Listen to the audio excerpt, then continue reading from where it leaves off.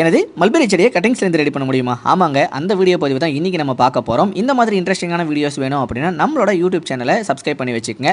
And தோட்டத்துக்கு போன உடனே அங்கே இருக்கக்கூடிய எல்லா பழங்களையுமே ஓரளவுக்கு பறித்து எடுத்து சாப்பிட்டாச்சு. சாப்பிட்டதுக்கப்புறம் கண்டிப்பாக கட்டிங்ஸ் கலெக்ட் பண்ணணும் தானே. கட்டிங்ஸை நல்லா ஃப்ரெஷ்ஷான கட்டிங்ஸாக கலெக்ட் பண்ணணும். பொதுவாக நம்ம ஊரில் இந்த பட்டுப்பூச்சிக்காக இந்த இலைகள் தாங்க கொடுத்துட்ருப்பாங்க. கட்டிங்ஸோட நீளம்னு பார்க்கும்போது கரெக்டாக ஒரு 15 சென்டிமீட்டர் நீளம் இருக்கிற மாதிரி கட் பண்ணிங்க. ஒரு சிலவங்க அப்படியே நீளமாக தம்பி இந்த செடிகளை மட்டும் தான் இப்படி உற்பத்தி செய்ய முடியுமா? நிறைய செடிகள் இருக்குது, ஒவ்வொன்றா சொல்லி கொடுக்குறேங்க. மண்கலவைன்னு பார்க்கும்போது செம்மண் கலவை கொஞ்சம் லைட்டாக கோகோபிட் நல்லா போட்டு மிக்ஸ் பண்ணி எடுத்தாச்சு. அதுக்கப்புறம் நர்சரியில் யூஸ் பண்ணுற இந்த பாலி பேக்கில் சின்னதாக கொஞ்சமாக எடுத்து மண்ணை நிரப்பியாச்சு.